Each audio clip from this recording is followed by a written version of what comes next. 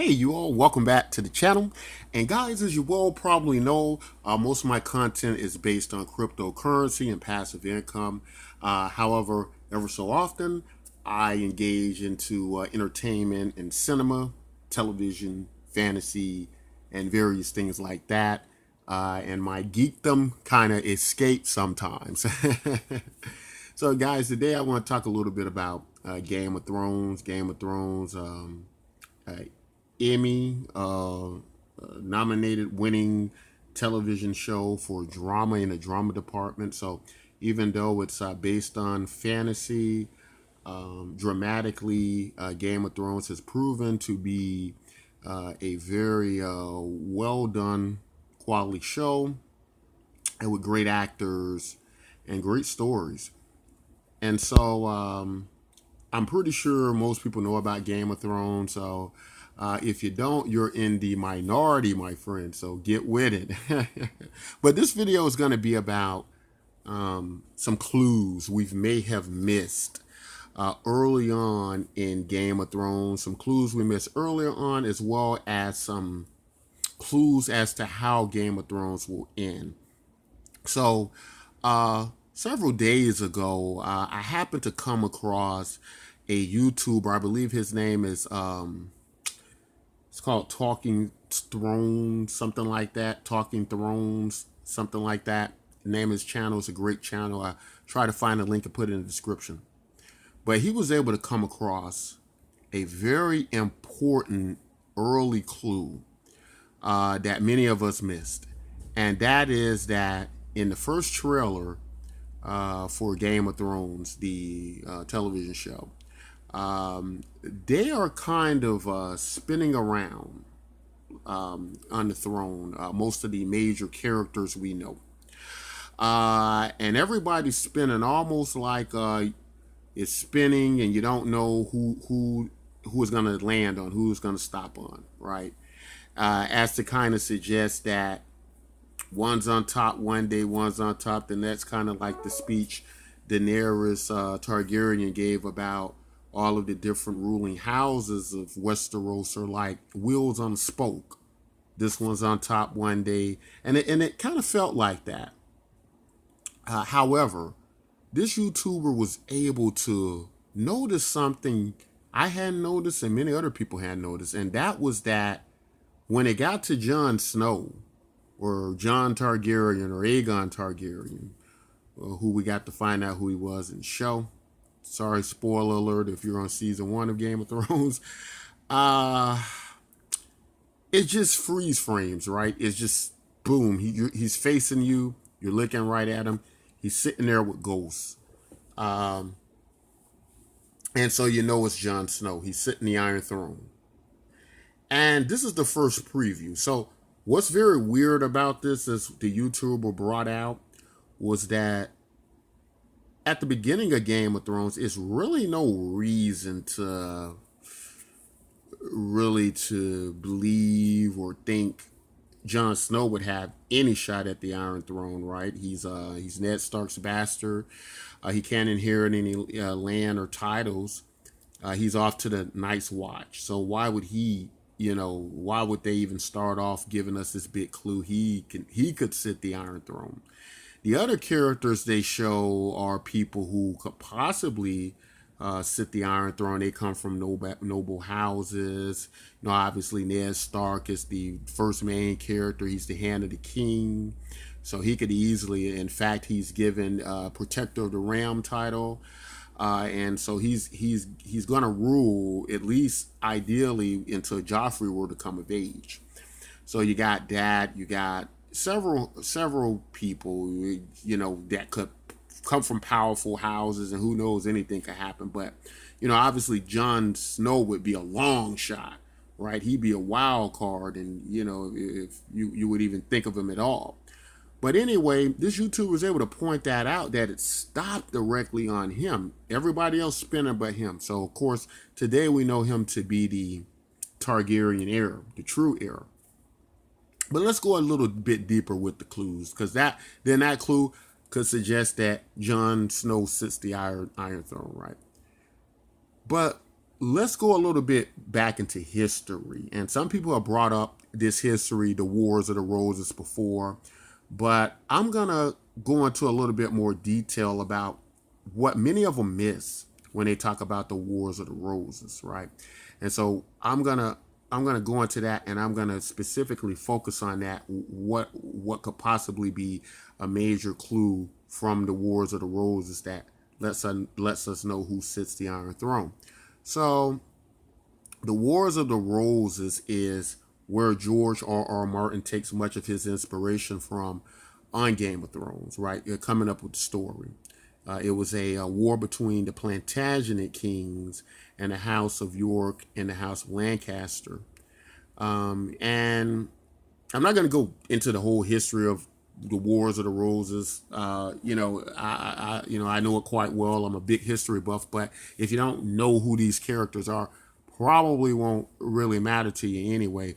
But I'm going to name some of them, and through the clues of the Wars of the Roses, I think, it'll probably be make it be a big clue to put us in the right department of where or who might sit the Iron Throne. So, following the Wars of the Roses, one big clue I think is who wins the Wars of the Roses, because George R. Martin has taken so much from the story of the Wars of the Roses that I said, well, okay, so he's borrowed that much. Let's see if we can get to the end of the Wars of the Roses and see who wins it in relation to Game of Thrones. The problem is Mr. George R. Martin has also combined so many characters that resemble characters of the Wars of the Roses that are embodiments of several people.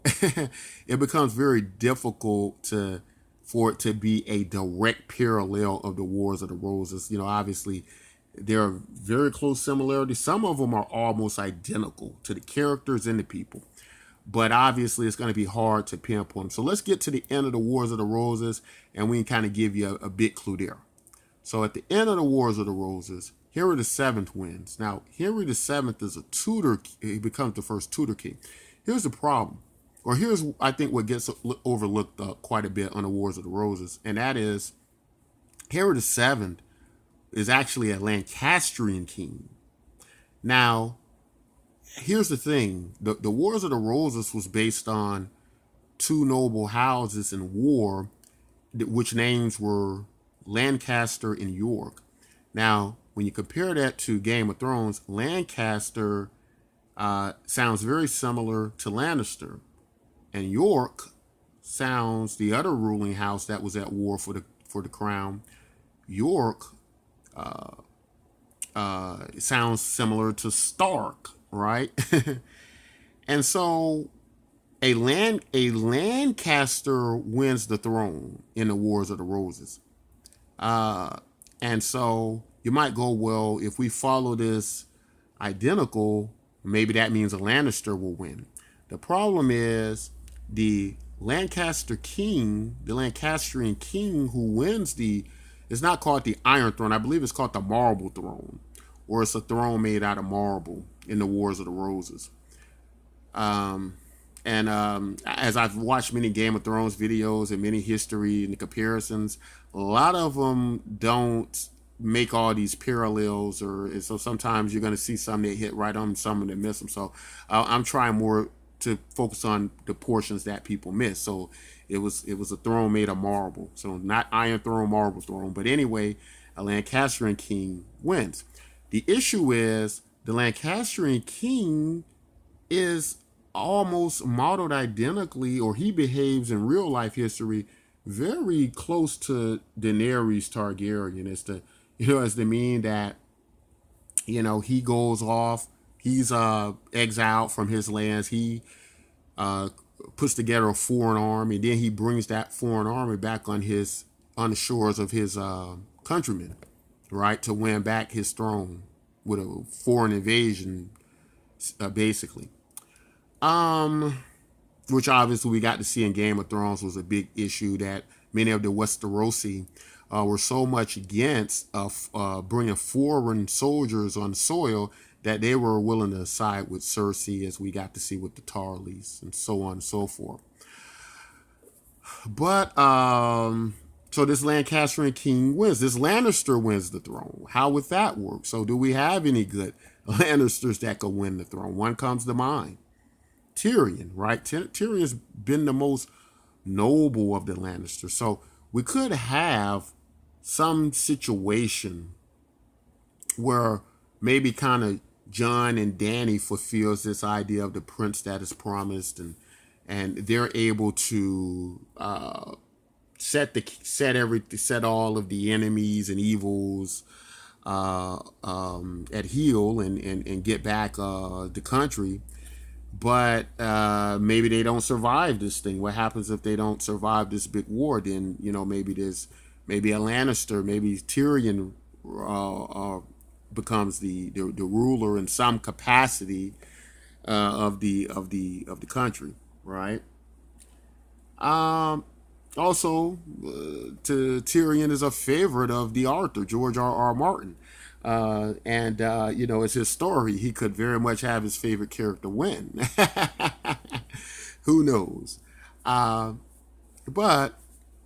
because we know Henry VII, the first Tudor king, who was a Lancastrian, because we know some element of him wins the Wars of the Roses. If we want to use that as our ultimate clue, our biggest clue, as is so many elements from the Wars of the Roses that I wouldn't be surprised if that's what occurs, then we would have some element of this Lancastrian king, of this character winning the Iron Throne, which could be Dany, right? So these clues let us know it could definitely be Dany who wins or Tyrion who wins, right? And who sits the Iron Throne. Now, another thing is a lot of people say, well, what will happen after they do that? Will it just be this happy ending? Well, George R. R. Martin says it's going to be a bittersweet ending. So that means we're going to get some of the good parts of it, right? Where things are going to happen we like. Maybe somebody's going to sit the throne we like. But there's also going to be a bitterness to it where maybe some people are going to have to go that we don't want to go. And based on the history of the Wars of the Roses, I'm thinking that's going to end up being Jon. Now, they do show him as the true heir sitting on the throne here. And to me, that could kind of symbolize that the true heirs will rule Westeros, because here's the thing. In the Wars of the Roses,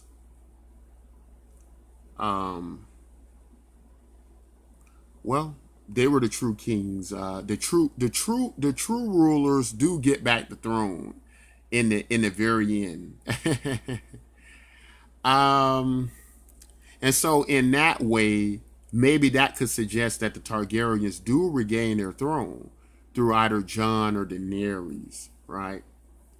But something tells me, because Dany's character is so close to the Tudor King, to Henry VII, and he wins, that maybe it's going to be Dany. So I'm going to use that clue, that because she's the closest to him, because she has the rightful she's a rightful heir to it, sort of like how Henry VII was. He wasn't like a direct descendant, but he was kind of he was next in line, so to speak. He did have the royal blood through the generations, and so he was able to basically use that to have a true claim. So in that way, I could see Dany winning, but Jon dying. I could see Jon dying this time, and Dany surviving, and because she has so many traits of that. I just, something about Jon it makes me think he's not going to survive. I've heard many theories that Jon's probably going to end up having to kill Dany, and he's going to be able to win that way. But to me, Jon just doesn't seem like the type to who's gonna sit the Iron Throne. I just don't see him going off into the sunset as a ruler of Westeros and the ending like that. I'd be very surprised to see that. I don't think this is gonna be his destiny. I don't believe is going to be to rule the Seven Kingdoms. So I could see Tyrion. It could happening to Tyrion. Oddly enough, we did get to see a dark part of Tyrion at the end of season 7, and there are characters very reminiscent of Tyrion as well throughout the Wars of the Roses. One being Richard III, and Richard III is in many ways described like Tyrion, this kind of a hunchback dwarf, and in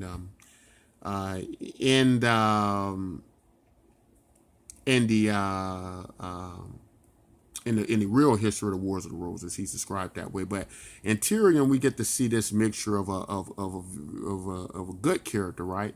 So he doesn't really fit Richard III, although Richard III started out as a really good character as well. So could it be that Tyrion is going on a path like Richard III, and he does start to resemble more and more of Richard III, because there have been a lot of disturbing